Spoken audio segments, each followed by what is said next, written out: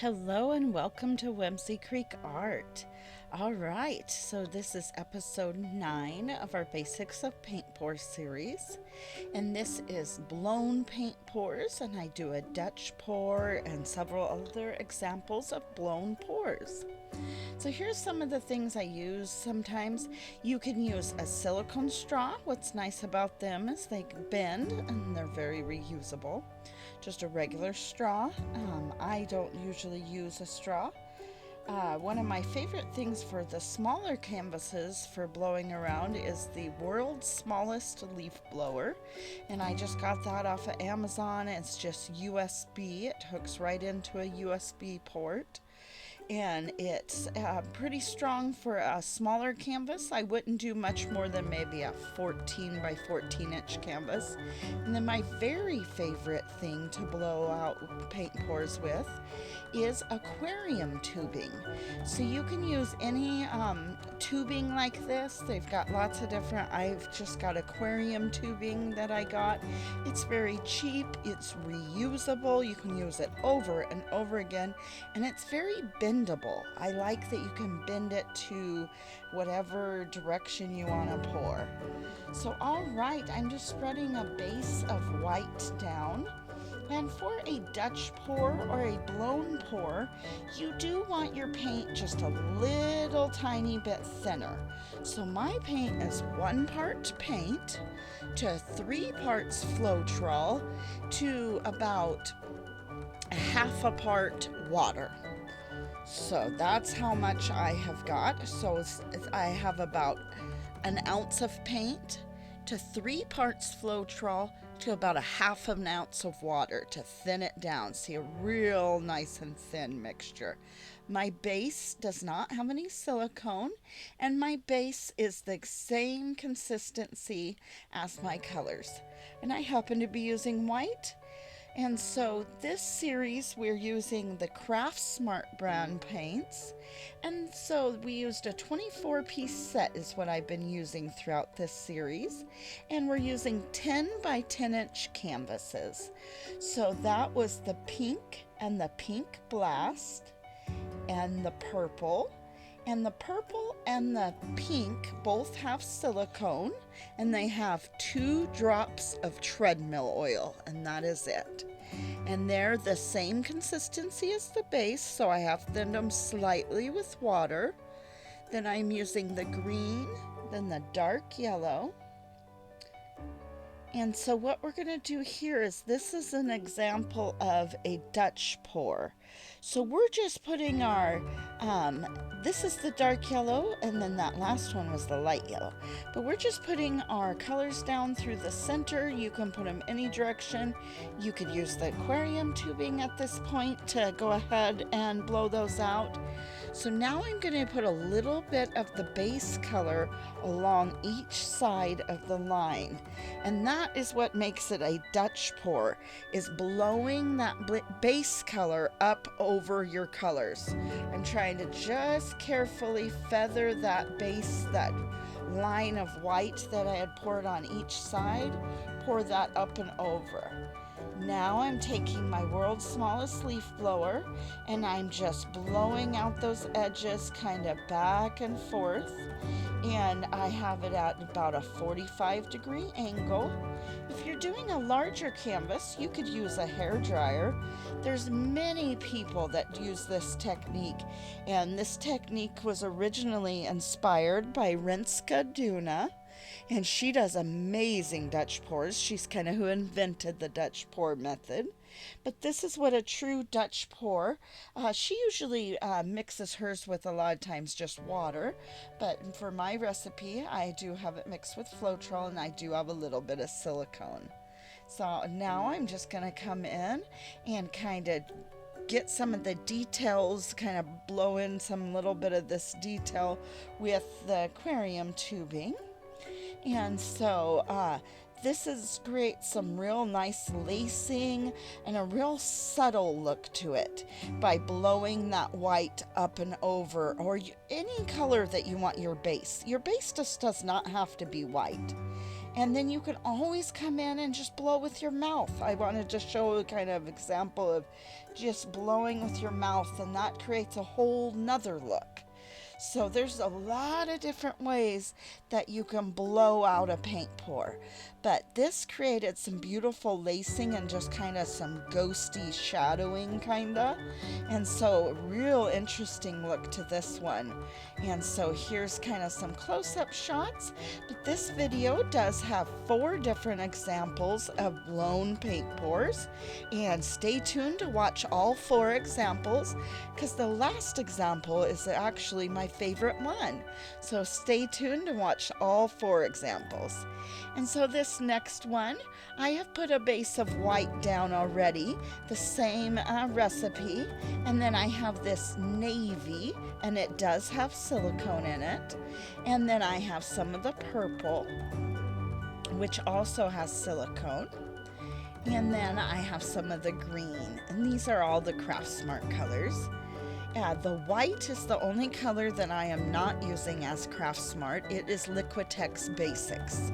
But they're all mixed up to be the same consistency, and it is a little bit thinner than what you would do for like the flip cups, the swipes, the earlier techniques I did in this Basics of Paint Pour series. And for this one, I did not cover it with the base where I put a base coat along each side and then blew it over the top. We just went straight in and started blowing with the world's smallest leaf blower. And I wanted to show you an example of when you do that.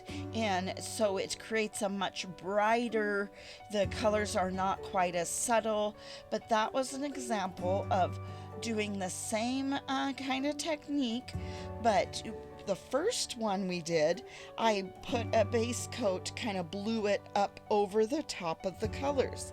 Now this one, I did not blow the colors up, the base coat up over the colors. So I'm now just coming in with the silicone straw, just kind of blowing around kind of some details here, breaking up some of the kind of just straight line of the green that I had, kind of giving it more of an organic look by blowing in some details. And then here is a close-up, and then the close-up still shots are actually, it's all dried, and the dried results of that one. So these 10 by 10 inches are great to do with the world's smallest leaf blower. But I also wanted to show you an example of, you don't have to just put your paint down the center like I did, kind of at a diagonal. You can put it in any shape you want. I've done some beautiful blown pours where I just put it on the edge and blow it towards the center. I've done it in swirls where I blow it all around. So here I'm going to do it kind of more framing the outside, kind of 2 L's here kind of. So we have the navy, the ocean breeze, and our base coat was gray.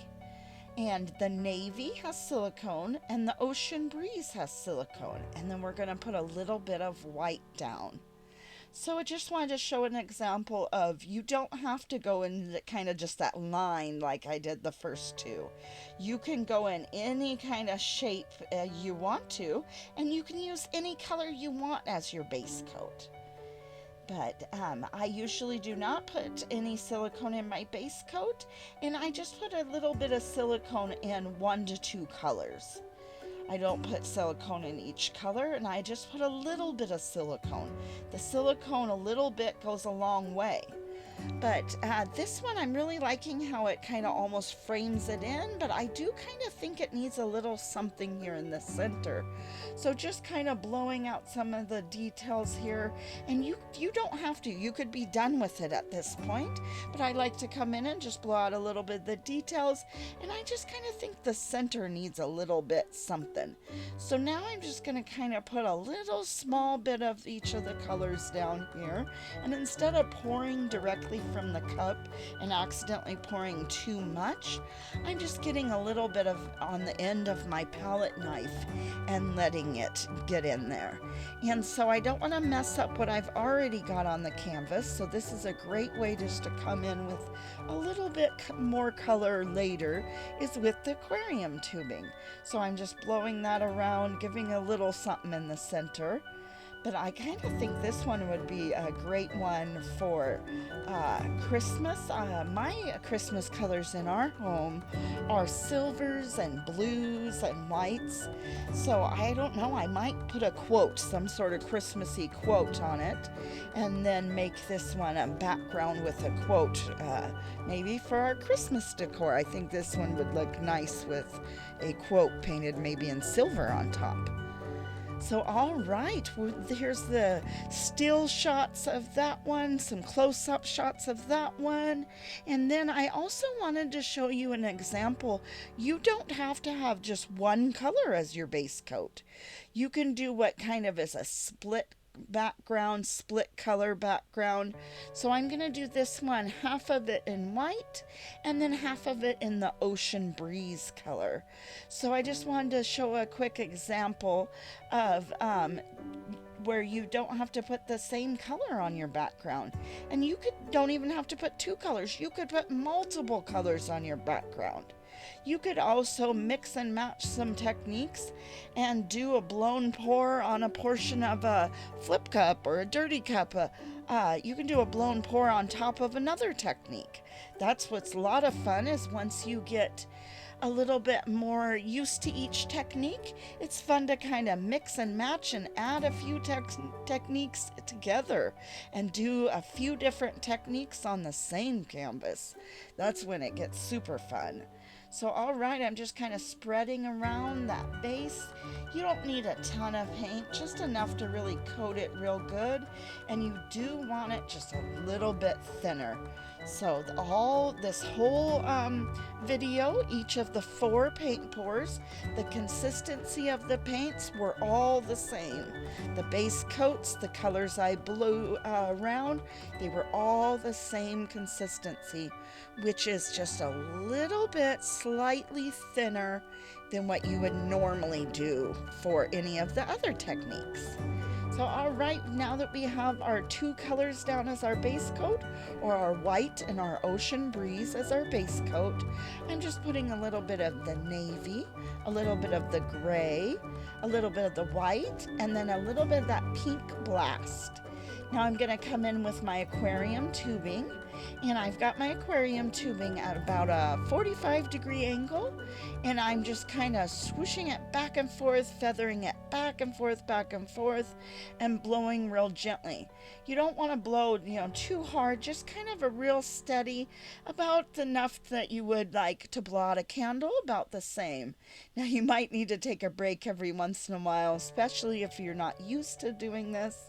You might need to take a break to take a breath every once in a while. But the navy and the pink both had silicone in it. And those 2 colors only had 1 or 2 drops of treadmill oil, and that is it. And so here is an example of a split colored base coat with a blown pour on top of. And there is a lot of people that do the Dutch pours or the blown pours. The first one is kind of an example of a Dutch pour, and then the other 3 are kind of more of a blown pour. And there's a lot of artists that do just amazing ones, and a lot of different ways of doing this. These are just some examples of ways that I do them, and some tips and tricks for kind of maybe the beginner. So I hope you enjoyed. Please let me know if you have any questions, and please remember to subscribe to the channel if you like it, and like the video, share the video, all those good things if you can. So all right, thank you so much for watching, and I do appreciate it. Let me know if you have any questions. And the next video will be tree ring pours. And so we are kind of winding down this series. We only have a couple more videos in this series. So I will link down below all the rest of the videos to this series. All right, thank you so much for watching.